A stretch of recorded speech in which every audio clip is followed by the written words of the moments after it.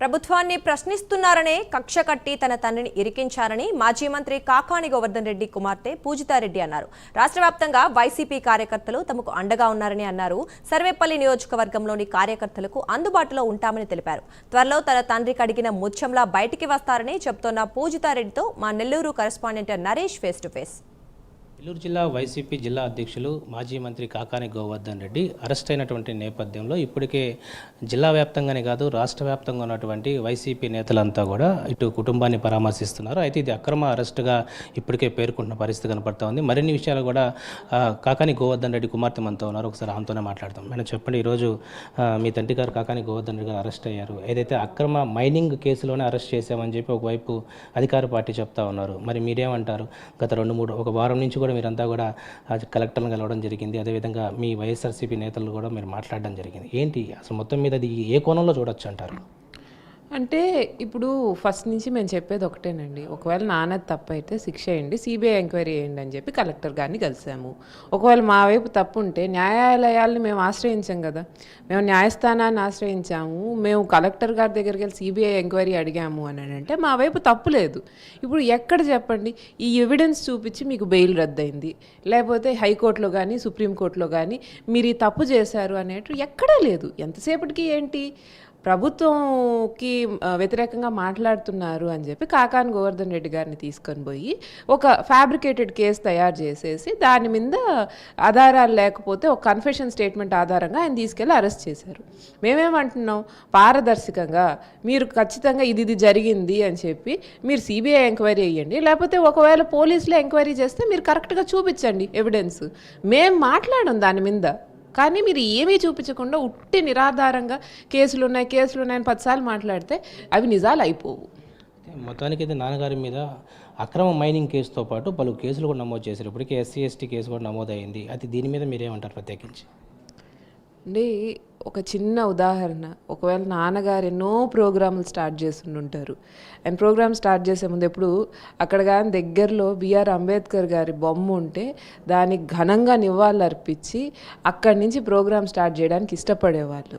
ఆయన ఎంతసేపు ఏమనేవాళ్ళు, ఆయన మనకి రాజ్యాంగంతో పాటు ప్రతి ఒక్కరు బడుగు బలహీన వర్గాలకి విద్య అనేది ప్రాథమిక హక్కు అంటాడు, ప్రతి ఒక్కరికి ఆ విద్య అందజేయాలని చెప్పి ఆయన మహనీయుడి గురించి ఎంతో గొప్పగా మాట్లాడతారు.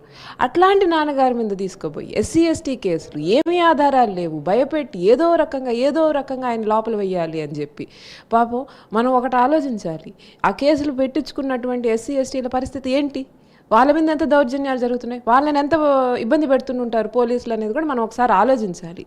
మాకు తెలియదు కానీ మేము అనుకుంటున్నాం ఏం జరుగుండి ఉంటుంది పాపం. కాబట్టి నిజాం అనేది ఖచ్చితంగా బయటకు వస్తుంది. న్యాయస్థానం రేపు నాన్నకి తరఫునే తీర్పు చెప్పాలి అని మేము కోరుకుంటున్నాం. అంటే యాక్చువల్గా ఈరోజు ఇప్పటికే కోర్టులో కూడా వాదనలు జరుగుతూ ఉన్నాయి. ఇప్పటికే ఈ యొక్క అక్రమ మైనింగ్ కేసు విషయంలో హైకోర్టును ఆశ్రయించారు, సుప్రీంకోర్టును ఆశ్రయించారు. అక్కడ కూడా చుక్కెదురు రావడంతోనే రిమాండ్కి వెళ్ళడం జరిగింది. అయితే మొత్తానికి వీటన్నిటి మీద కూడా కుటుంబ సభ్యుల తరపున ఈరోజు ప్రజలకు ఎలాంటి భరోసా ఇవ్వబోతున్నారు మీ నియోజకవర్గం సంబంధించి? ఏమన్నా నేను ముందు కూడా చెప్పాను, మళ్ళీ చెప్తున్నాను, నాన్నకి ఎక్కడా కూడా ఒక్క దగ్గర బెయిల్ కూడా నిరాకరించలేదు. ఏ కోర్టు బెయిల్ కూడా నిరాకరించలేదు. కాకపోతే అక్కడ ఉండేటువంటి కొంతమంది అధికారులు అనుకోవచ్చు, కోర్టును కూడా తప్పుదావ పట్టించడానికి ప్రయత్నించి ఇంకో వాయిదా తీసుకొని మా దగ్గర ఇంకొన్ని సాక్ష్యాలు ఉన్నాయని చెప్పి ఎట్టే కాలయాపన చేసుకుంటా ఇంకొక వాయిదా అని చెప్పి వాయిదాలు తీసుకొని ఆయనకి అక్కడ అలా మేము సుప్రీంకోర్టుకి వెళ్ళాం, సరే హైకోర్టులో వీళ్ళు వాయిదాల మీద వాయిదాలు తీసుకుంటున్నారు, సుప్రీంకోర్టులో ఇన్ని వాయిదాలు రాకపోవచ్చు అని చెప్పి సుప్రీంకోర్టుకి వెళ్ళాం. అక్కడ చిన్న క్లరికల్ మిస్టేక్ జరిగింది, దానికోసం మేమే కేసు విత్డ్రా చేసుకున్నాం.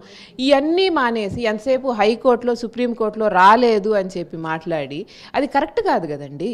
మీ తండ్రి గారు కాకాని గోవర్ధన్ రెడ్డి గారు జిల్లాకు సంబంధించినటువంటి వైసీపీ ప్రజలందరికీ కూడా ఒక దిశ నిర్దేశించినటువంటి వ్యక్తి. సో ఆయన ప్రస్తుతం జైల్లో ఉన్నారు. ఈరోజు తన కూతురుగా కుమార్తెగా మీరు ఆ ప్రజలకు ఎలాంటి భరోసా ఇవ్వబోతున్నారు? నాన్నగారు ఉన్నప్పుడే మాకు మార్గదర్శిగా నిల్చున్నారు. ఆయన చూపించినటువంటి పద్ధతులు మాకు ఇప్పటికీ పనికొస్తున్నాయి. ఈరోజు ప్రోగ్రామ్ చేసుకోగలిగాము అని అంటే కార్యకర్తలకు కానీ మాకు కానీ ఒక సిస్టమ్ ఉందండి.